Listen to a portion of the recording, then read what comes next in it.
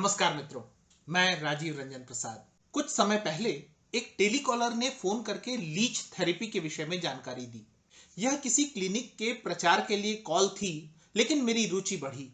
मुझे leech therapy के बारे में बताया गया कि यह आधुनिक चिकित्सा में प्रयुक्त हो रहा है। थोड़ा और टटोलने पर कतिपय जानकारियां ग्रीक अरब चिकित्सा पद्धति में लीच के प्रयोग की प्राप्त होती हैं। इन दिनों नेचुरोपैथी के नाम पर लीच को चिकित्सा में प्रयुक्त किया जा रहा है, परंतु क्या इस संबंध में इतना ही सत्य है? क्या प्राचीन भारतीय चिकित्सक भी लीच से चिकित्सा की जानकारी रखते थे? यदि हां, तो कब से यह परंपरा विद्यमान रही है? यदि लीच से चिकित्सा का भारतीय शास्त्रों से कोई संबंध रहा है, तो वह कब और कैसे विस्मृत हुआ और फिर नए पैकेज में हमारे सामने पुराना पकवान पेश किया गया है?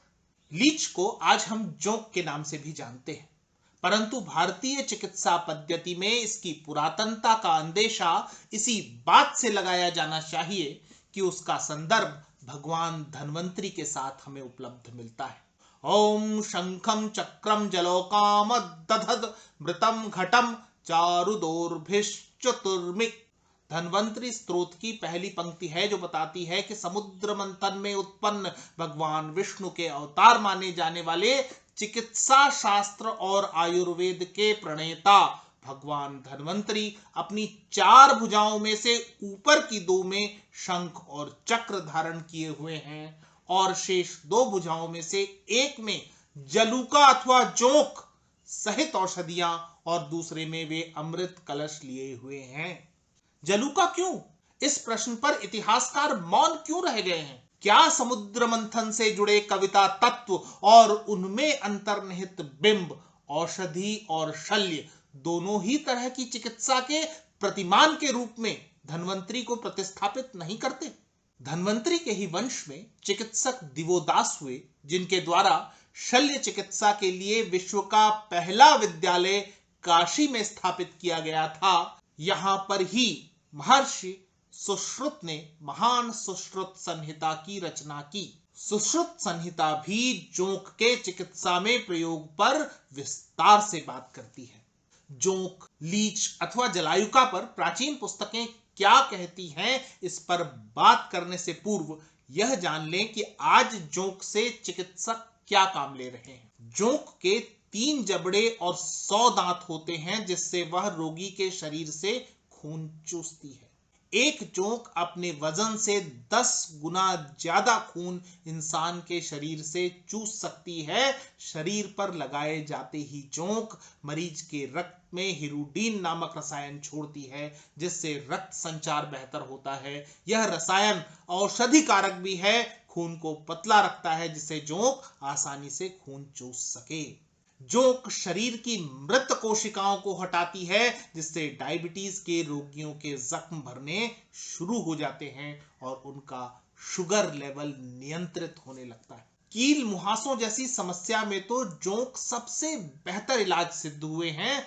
रक्त शोधन, चर्म रोग के इलाज, गंजेपन के इलाज सहित गैंग्रीन जैसी घातक बीमारियों में भी जोंक का प्रयोग सफलतापूर्वक किया जा रहा है।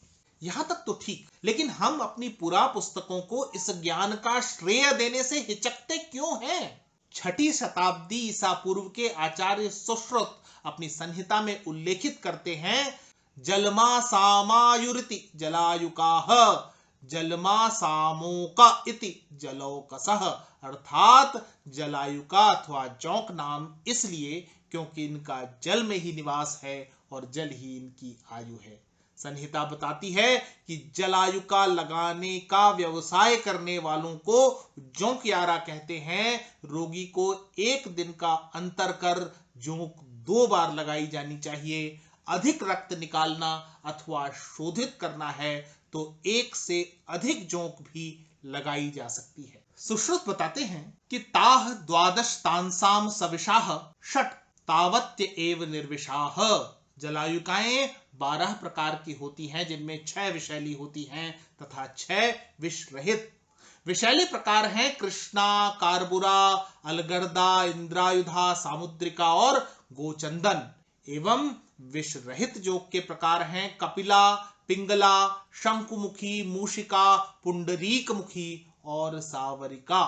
आधुनिक प्राणी विज्ञान पढ़ने वाले छात्र ध्यान दें कि संभव है आज जोक की और भी किस्में खोज ली गई हो, लेकिन उस युग में कितना बारीक विवेचन इस प्राणी का हुआ और प्रत्येक विभेद के उसके गुण व्यवहार के अनुरूप नाम भी दिए गए। संहिता यह भी बताती है कि किस प्रकार की जोंक का रंग, रूप, आकार, व्यवहार, जीवन चक्र कैसा है और वे किस स्थान पर पाई जाती हैं। जोंक को पकड़ने की विधि भी संहिता में है, ध्यान दें। तांसाम ग्रहण मार्द चर्मणा अन्यैर्व प्रयोगैर गृहीयात, अर्थात इन जोकों को गीले कपड़े से अथवा तुरंत मारे गए पशु की मांसपेशी पर घी, मक्खन आदि मलकर पकड़ना चाहिए। जोक को पकड़ने के पश्चात किस प्रकार रखना चाहिए, क्या भोजन देकर जीवित रखना चाहिए आदि भी विस्तार से आप संहिता में पढ़ सकते हैं।